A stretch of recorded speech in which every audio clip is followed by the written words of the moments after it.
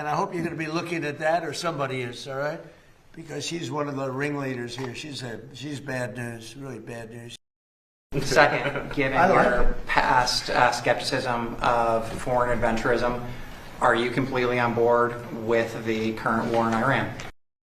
And look, I think that I know what you're trying to do, Phil. You're trying to drive a wedge between members of the administration, between me and the president. What the president said consistently, going back to 2015, and I agreed with him, is that Iran should not have a nuclear weapon. We have taken this military action under the president's leadership. I think all of us, whether you're a Democrat or Republican, should pray for its success and pray for the safety of our troops. That's the approach that I've taken. Make it as successful as possible. So there's no hesitation, given your past statements, with the current operation? What do you mean there's no hesitation with my past statements? Given your skepticism of foreign adventurism, you were a critic of the global war on terror previously. Well, I think one big difference, Phil, is that we have a smart president, whereas in the past we've had dumb presidents. And I trust President Trump to get the job done, to do a good job for the American people, and to make sure that the mistakes of the past aren't repeated. Absolutely. Thanks, sir. So JD's been great. But here's the simple thing, and I have, some people, I don't want wars. I want wars less than almost anybody. Peace through strength. But you know what? I've watched Iran for a long time. I've called them out 20 years ago when I was a civilian that liked watching the world. And they're violent, vicious people. The leadership, violent, vicious people. They killed 32,000 protesters over the last 3 weeks. These are corrupt people. And we got too many of them in our country. And if these gorgeous B-2 bombers, give me that bomber, Andrews. Let me just hug that little sucker. Give me that bomber over there. Thank you. You knew immediately which one. This looks small, but in person it's very big. Because it's the only plane capable of carrying a 200,000-pound bomb. So I don't know how they do it, because it's very sleek and nice, but it carries a lot of weapons and there's a lot of bombs. But had I not sent this incredible machine, if I didn't decimate, I call it their nuclear dust, they would have had a nuclear weapon within 1 month after that bombing took place, and they would have used it on first Israel and then the Middle East. And you know that because all of those missiles that were launched against their neighbors were set long ago, long before they knew they would be using them this quickly. Had we not done this, you would have had a nuclear war that would have evolved into World War III. And more important, this is a war that there would have been nothing left. So we've done a great thing. Long before they knew they would be using them this quickly. I'm very proud of what we did. And I think JD understands better than most, if you give Iran a nuclear weapon, at least a very substantial part of the world would be blown up, and it'll be used almost immediately. Yes. Thank you, Mr. President. You don't mind if I keep this here, do you?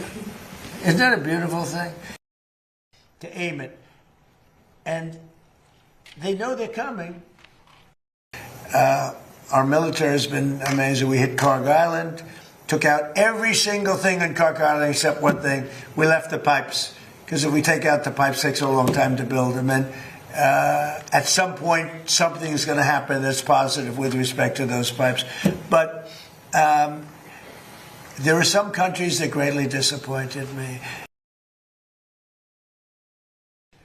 Most of the places where the missiles and the drones are built.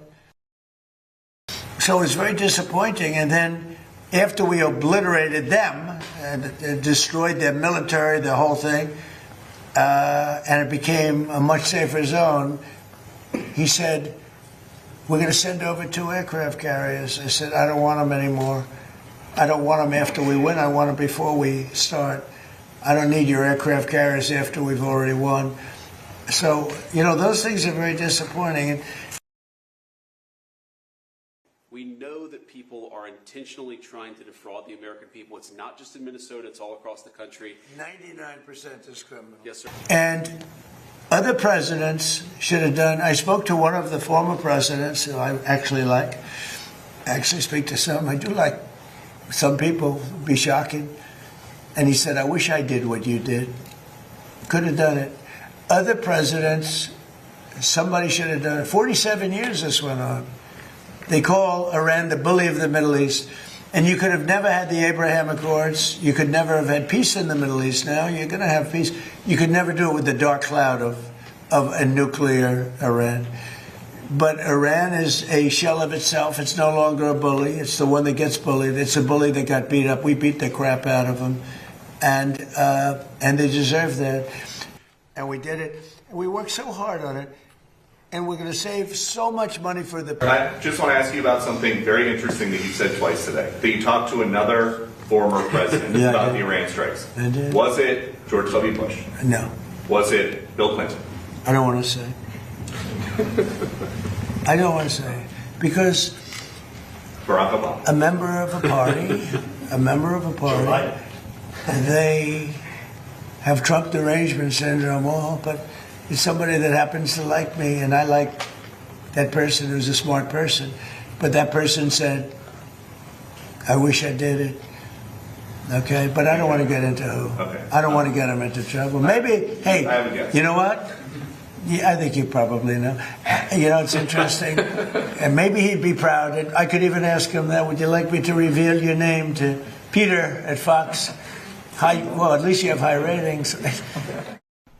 Say it's okay for a very sick... If Iran, as you said, totally obliterated, got the missiles, got the first 2 rounds of leadership, Air Force gone, Navy gone, can we wrap this war up this week? Yeah, sure. Good. Will we? I don't think so, but it'll be soon. Won't be long. And we're going to have a much safer world when it's wrapped up. It'll be wrapped up soon. We're going to have a much safer world. I had an obligation to do this. I didn't want to, I call it an excursion.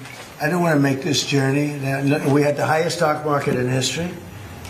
Country in terms of its leadership. Very good people, great people. But the people that... Iran, will it be necessary to use even a limited ground force to secure whatever nuclear material remains in Iran as part of that threat? Yeah. And secondly, have you made a decision... You mean to go in and get it? Yes, sir. Why would I tell you a thing like that? And secondly... You know, I can't say to reporters, sir, will you attack Karg Island? Will you occupy Karg? They ask me these questions.